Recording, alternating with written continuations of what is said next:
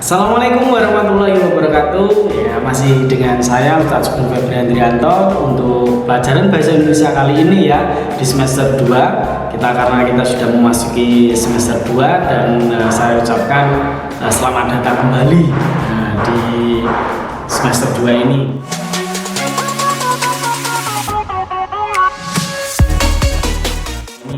Untuk pembelajaran semester 2 mata pelajaran bahasa Indonesia itu yang pertama adalah materi tentang teks diskusi. Oke, untuk materi kali ini saya hanya satu kali dulu aja.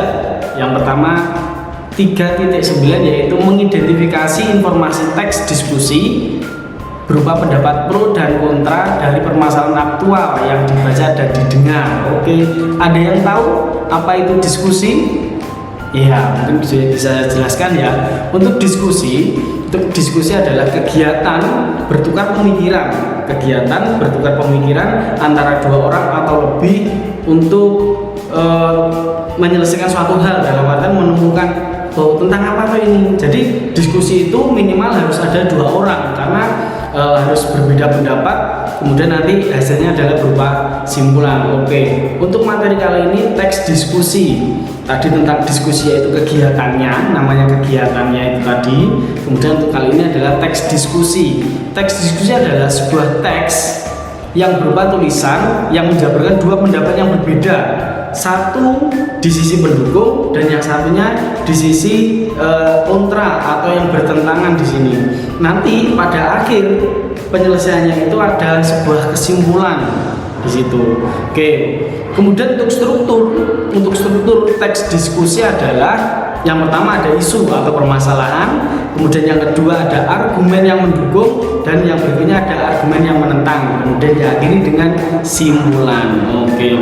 Kemudian berikutnya untuk ciri-ciri teks diskusi memuat informasi yang cenderung bersifat informatif, informasi tetapi juga ada argumen atau alasannya. Oke, berikutnya penerapan unsur kebahasaan. Oke, untuk teks diskusi di sini itu berisi informasi pendapat yang mendukung dan pendapat yang kontra di sini. Yang mendukung tentang apa? Berarti ada salah satu pihak yang mendukung tentang permasalahan yang ada yang mau diselesaikan tersebut. Kemudian yang satu ada yang berbeda pendapat tapi disertai juga dengan alasannya, karena memang untuk teks diskusi itu nggak boleh saya setuju tanpa ada alasan, nggak bisa. Saya tidak setuju tanpa ada alasan, nggak bisa. Jadi harus ada alasannya, entah setuju ataupun tidak setuju, pro ataupun kontra, harus disertai dengan alasan atau argumen.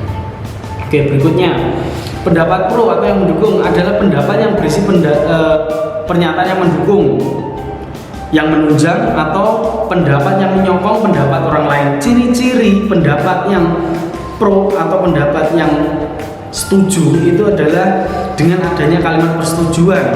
Nah, nanti di bagian berikutnya ada contohnya.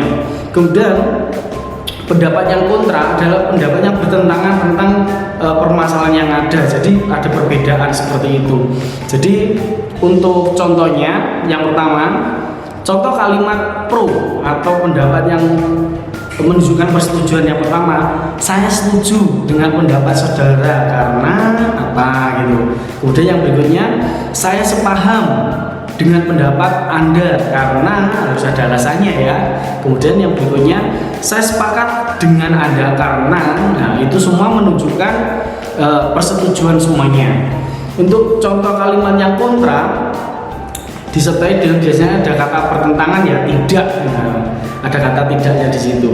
Saya tidak setuju dengan pendapat saudara karena saya tidak sepaham dengan pendapat Anda karena saya tidak sepakat dengan Anda karena itu semua harus ada alasannya. Atau mungkin kalimat yang lainnya seperti maaf, pendapat saya berbeda dengan Anda. Menurut saya, nah dia punya pendapat yang lainnya.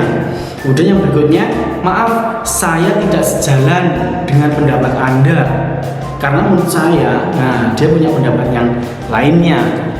Oke, sekilas tentang teks diskusi untuk kompetensi dasar mengidentifikasi teks diskusi saya kira cukup sampai di sini dulu. Untuk materi selanjutnya mungkin nanti di pertemuan berikutnya otomatis ya, untuk post test dan juga tugasnya nanti bisa menyusul di materi selanjutnya, karena ini hanya sebagai pengenalan aja tentang teks diskusi yang mengidentifikasi pendapat pro dan kontra. Yang penting tahu dulu pendapat yang pro itu yang seperti apa, pendapat yang kontra itu seperti apa. Tetapi ingat, harus disertai dengan alasan atau argumentasi yang jelas. Oke, itu saja dari Ustadz Sugeng. Terima kasih atas perhatiannya. Wassalamualaikum warahmatullahi wabarakatuh.